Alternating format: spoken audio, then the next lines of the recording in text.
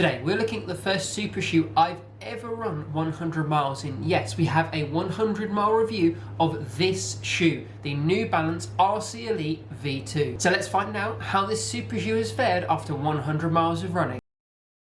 Hello and welcome back to the channel. I'm Josh, a medical student and triathlete based in London, and on this channel we talk all things triathlon and running, whether those be vlogs or product reviews just like this one. So if any of that sounds interesting, hit that subscribe button. Yes, today we are looking at the New Balance RC Elite V2. I just gone out for a long run this morning and I took this over 100 miles, finally, or 160 kilometers, and I'm super excited to share all of my thoughts, having done a wide variety of runs in this shoe. We'll go over some general stats again, just as a quick refresher. We'll talk about how I've been using this shoe, and then I'll give you updates on the upper, the midsole and the outsole and how they fared after 100 miles of running. First up, just some general stats about this shoe. It's 219 grams per shoe in my men's UK size 9, which is pretty light, I would say.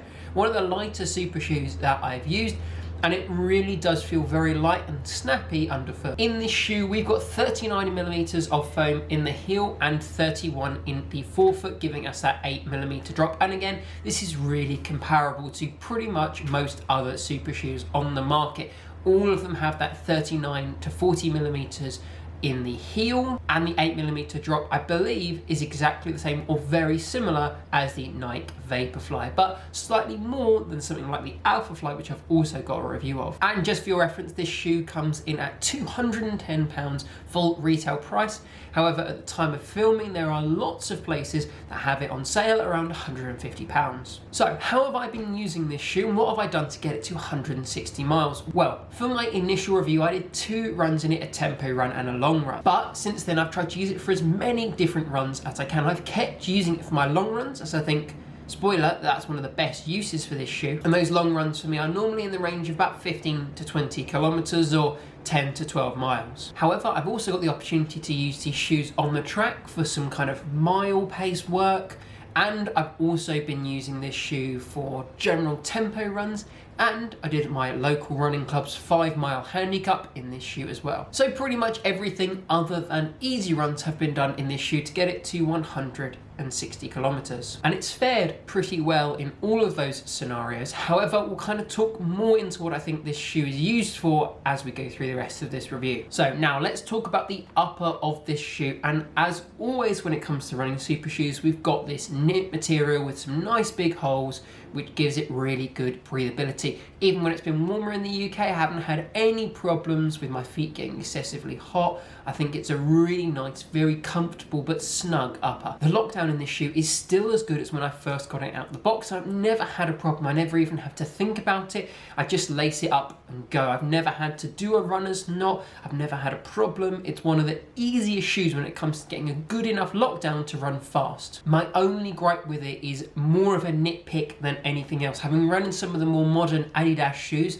notably the Adidas Adios Pro and the Adios 6, they have a really nice little bit of extra padding on the tongue. Now, this hasn't really been an issue apart from at the end of some longer runs, but with a small bit of extra targeted padding on the tongue, I think the lockdown could be even better than it already is and be more comfortable for those longer runs where your feet tends to swell a little bit. But honestly, I really am nitpicking. This is pretty much as good as an upper is going to get on most super shoes while staying really lightweight. I've had no problems and it's not changed at all. I'm noticing no wear at all. I think this upper is going to last way longer than the rest of the shoe. Onto this big old white midsole now. And this midsole is just New Balance's fuel cell foam with a carbon plate throughout the whole length. This is their top of the line foam meant for marathon and half marathon or even 10K racing. I think the foam is still really, really squishy. It kind of has a nice squish to it but bounces back immediately, and I haven't noticed that change throughout the running in this shoe.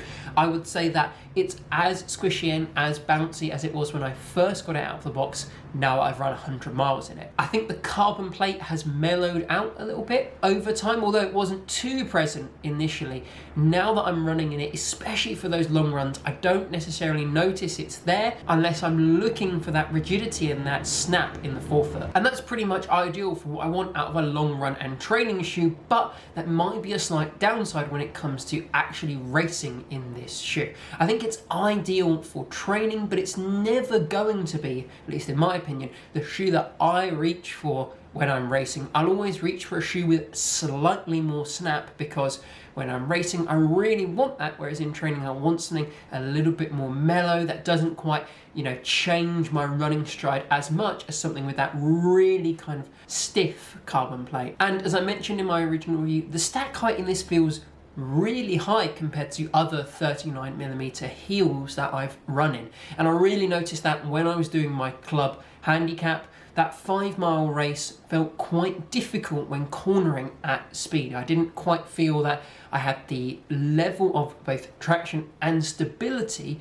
that I normally have in some of my other racing shoes, such as the Adios Pro or the Alphafly. And I was always a little bit mindful of maybe slowing down into corners a little much, just so I didn't then roll my ankle. And so finally, let's talk about the outsole of this shoe. And again, I think this is where this shoe really is let down, unfortunately. As I mentioned in my initial review, it is incredibly good on dry surfaces. I've never had a problem with the level of traction when things are dry. But again, as soon as things are wet, the traction seems to completely go, and I am slipping and sliding around on this shoe, whether that's on gravel paths, whether that's on tarmac or cobbles, whatever it is. As soon as it's wet, this shoe really struggles. And it's gotten to the point where if it's raining outside, which it does a lot in the UK, I don't wear this shoe outside because I don't think my ankles are safe in that situation. And that's a massive letdown, because outside of that outsole problem, I think this shoe is incredible, and it's the first shoe that I reach for longer training runs. So to summarize, I think this is an incredible shoe, just let down by that outsole. I think if you're looking for something to train in and you already maybe have the carbon super shoe that you want to race in, but you need something that's going to be quite durable to train in for those longer runs where you want to baby the legs a little bit more while doing some speed work, I think this might be the ideal shoe for you, as long as you're happy not to use it when it rains. That's exactly what I'm going to keep using this shoe for, because the squishiness of the foam means that even if I run long and I run hard, the next day my legs feel pretty much okay, when compared to running in something with a little bit of a firmer foam. I just don't get that kind of recovery the next day. If you're paying that full £210 retail price, then this shoe probably isn't worth it. But if you're like me and you can pick it up in a sale, especially at the moment for £150, I'd say this is one of the best tempo and long run shoes that you can get. And I think that's especially true, again, if you need to run the next day. If you want to look after your legs, having some hard training, I think this shoe really suits that role. But unfortunately, it doesn't quite compete with the other super shoes on the market. So that's it, the New Balance RC Elite V2, a super shoe for training. Comfortable but durable. I think this is an excellent shoe, and I would highly recommend picking it up if you don't need to race in it. But that's it for this video. Thank you all so much for watching. If you've enjoyed it, please consider hitting that like button and subscribing and telling a running buddy, as it really helps out the channel. That's all for this one, and I'll see you in the next video.